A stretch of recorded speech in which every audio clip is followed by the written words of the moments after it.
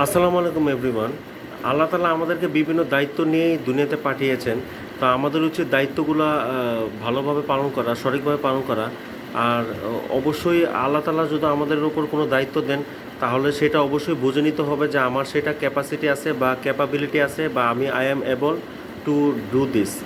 কারণ আল্লাহ তাআলা তার সাধ্যের বাইরে কোনো কিছুই তার বান্দাদের ওপর বোঝা চাপিয়ে দেন না। কারণ এটা হচ্ছে সূরা বাকারা 286 নম্বর আয়াত।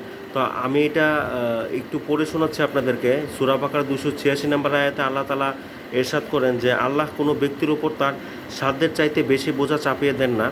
সূরা বাকারা 286 নম্বর আয়াত। I repeat it. আল্লাহ তাআলা কোনো ব্যক্তির উপর তার সাধ্যের চাইতে বেশি বোঝা চাপিয়ে দেন না। এটা হচ্ছে সূরা বাকারা 286 নম্বর আয়াত।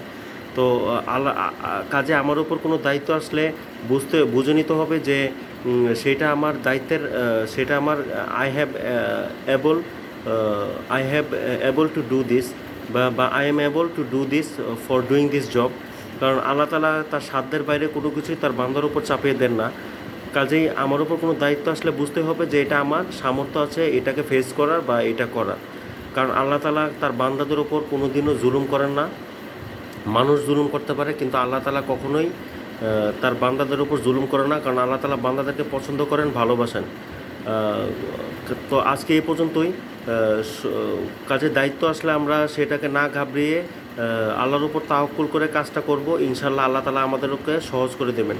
তো আজকে এই পর্যন্তই। সবাই ভালো থাকবেন, সুস্থ থাকবেন। আসসালামু আলাইকুম ওয়া রাহমাতুল্লাহি ওয়া বারাকাতুহু।